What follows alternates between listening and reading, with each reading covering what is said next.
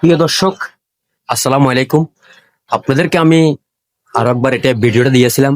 আমাদের 6 নং দানশালিক ইউনিয়নের যে সরগুল্লাখালী 3 নম্বর ওয়ার্ডের যে প্রাইমারি স্কুলটি, আমাদের এই স্কুলটিতে আপনার ভালো করে 2টা বাথরুম পর্যন্ত নেই। ছোট ছোট বাচ্চারা যখন ক্লাস করতে আসে, যখন তাদের ফ্যাঁসা পায়খানা ধরে, তারা ফানের জন্য করতে পারে না, ফ্রেশ হতে পারে না। স্যারকে বলে, স্যার আমরা চলে যাচ্ছি, আমার টয়লেটে ধরছে, আর নয়তো বা পেশাবে ধরছে, এই কথা বলে আর ক্লাস করা হয় না, চলে যায়। আসেন তারপরে আরো আরো আপনাদেরকে আমি কিছু জিনিস দেখাই, আপনারা আমার সাথে থাকুন।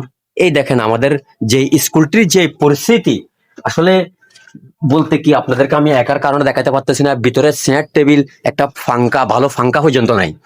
তারপর আসেন, এই দেখেন, মানে জোরে জোরে পড়ে যাচ্ছে, এক কথায় সোজাসুজি জোরে জোরে পড়ে যাচ্ছে। তো আমি আসলে কি বলবো। তারপরে যে ছোট বাচ্চারা যে খেলাধুলা করবে, আমাদের যে স্কুলের মাঠে যে মাঠটি, ওই মাঠটিতে এক হাঁটু পরিমাণ পানি। হয়তোবা আপনারা দেখতেছেন এখানে কি আমাদের সরকার কি এগুলা দেখতেছে না? আমাদের সরকারকে এখানে কয়েক তারাক বালু ফালাই এটা মাঠটা উঁচু করে দিলে ছোট ছোট বাচ্চারা এখানে খেলতে পারে। তা আসেন, আমরা যে কথা নিয়ে বলতেছি, এই দেখেন রড দেখা যাচ্ছে। এ হলো আমাদের স্কুলের পরিস্থিতি। একটা ভালো টয়লেট নাই। তো আমি সবাইকে বলবো, আমাদের এই ভিডিওটি আপনারা, এই মানবিক ভিডিওটি, আমাদের যে শিক্ষার আলো যে ভিডিওটি, আপনারা দ্রুত বানিয়ে শেয়ার করবেন। গত পরশুদিন আমার ছেলে আসছে পড়ার জন্য, ছোট ছেলে। ও বলতেছে, আব্বু আমার টয়লেট ধরছে, আমি চলে আসছি। কি বলবো, লজ্জার কথা। তো আপনারাই বলেন বিবেচনা করে। ধন্যবাদ।